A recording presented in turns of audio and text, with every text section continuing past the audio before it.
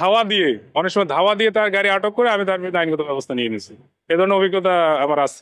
আসলে আমরা বাইকারদের মূলত মামলা করি অযাচিত ভাবে তারা রাশ ড্রাইভ করে, অনেক সময় রাশ ড্রাইভের জরিমানা করে দেই। অনেক সময় দেখা যাচ্ছে সে পিলিয়ন নিয়ে চলাফেরা করলে নিজে অনেক সময় হেলমেট থাকে না, বা তারা নিজেরাও হেলমেট পরিধান করে না, তারা হেলমেটের মামলা করে দেই। আর একটা বাইকে সর্বোচ্চ দুইজন আমরা ক্যারি করতে পারি, সেক্ষেত্রে আমাদের একজন ড্রাইভার থাকবে, আর সে পিলিয়ন একজন নিতে পারবে।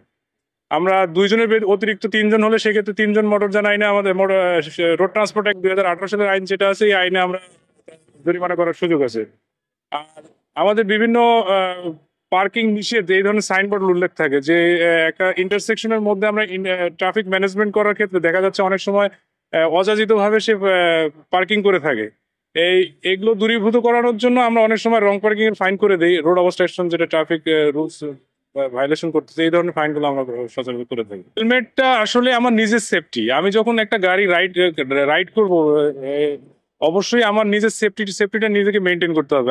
আমি যখন একটা বাইক রাইড করে যাই, আমার সবকিছু মেনটেন করে আমার গাড়ি যাই। একটা গাড়ির একটা স্পিড লিমিট আছে।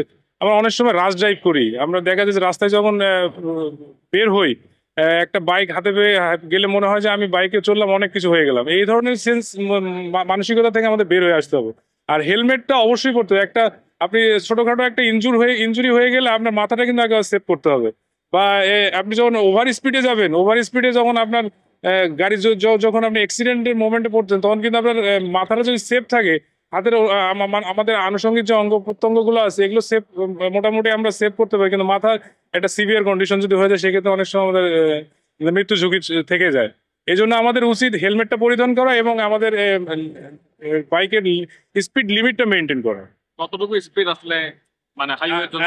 হাইওয়েতে আসলে আমাদের এটা রাস্তার অবস্থা বুঝে আমাদের লিমিট, যেমন এক্সপ্রেস ওয়েতে আমরা মোটামুটি একটা লিমিট নির্ধারণ করে দেওয়া আছে, 80 to 60 এর মধ্যে আমাদের গাড়িটা নিয়ন্ত্রণে রাখা উচিত। কিন্তু আমাদের এমন এমন কিছু কিছু বাইকার আমরা লক্ষ্য করতেছি যে আমরা বিভিন্ন যখন চেকপোস্ট ডিউটি করি বা এক্সপ্রেস ওয়েতে যখন আমাদের চেকপোস্ট ডিউটি করি, তখন দেখা যাচ্ছে এদের স্পিড লিমিটটা তারা রেস করে, যেমন 130 150 তাদের গাড়ির রেস গুলো তারা দেখার জন্য, বা তাদের মানে বিভিন্ন ধরনের ব্লগার গুলো এই ধরনের রেস করে আমাদের ছোট ছোট বাইকার যারা আছে, যারা কম বয়সী উঠতি বয়সী বাইকার, তাদেরকে ইন্সপায়ার করার চেষ্টা করে, যেগুলো আসলে মৃত্যুর ঝুঁকি বাড়ায় দেয় এবং দুর্ঘটনার জন্য এগুলো আমি মনে করি কারণ একটা।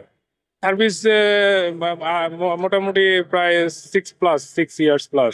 এই 6 বছরের মধ্যে আপনি দেখছেন যে মামলা দিচ্ছেন কাউকে, কেউ পালানোর চেষ্টা করছে এবং তাকে আপনি ধরতে পারছেন পরবর্তী? না, এই ধরনের অভিজ্ঞতা আমার অনেক হয়েছে। আমি সিচুয়েশন এরকম অনেক ফেস করেছি। দেখা যাচ্ছে যে আমি একজনকে ওভার স্পিডে আসছে, আমি তাকে সিগন্যাল দিলাম, সে সিগন্যাল মেনটেন করেনি। শেষে আমাকে এক প্রকার ধাওয়া দিয়ে, অনেক সময় ধাওয়া দিয়ে তার গাড়ি আটক করে আমি তার বিরুদ্ধে আইনগত ব্যবস্থা নিয়ে নিয়েছি। এ ধরনের অভিজ্ঞতা আমার আছে।